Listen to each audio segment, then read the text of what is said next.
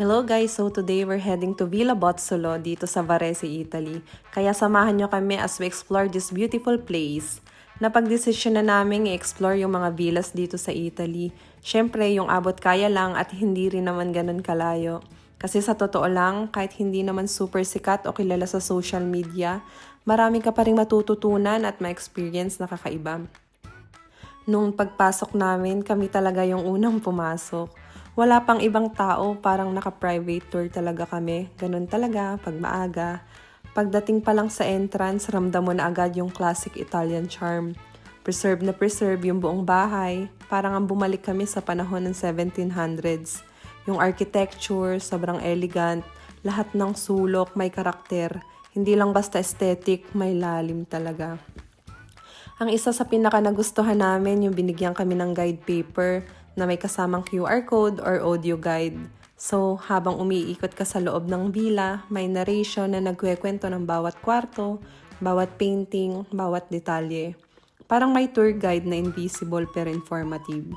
Doon mo rin malalaman na dati pala itong summer home ng isang mayamang pamilya. Isa silang prominenteng angka noong 1700s.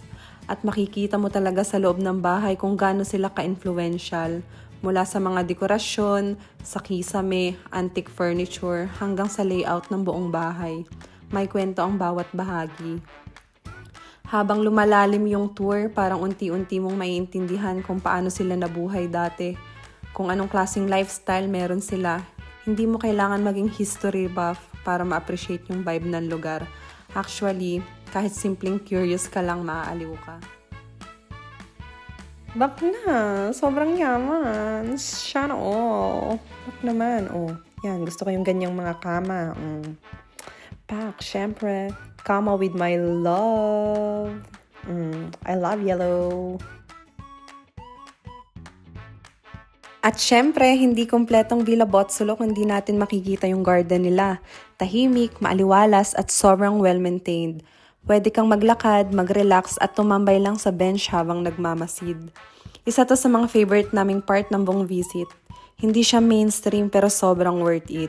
May history, may art, may peace and quiet. At higit sa lahat, hindi kailangan ng malaking budget. Syempre, yan ang gusto natin mga B.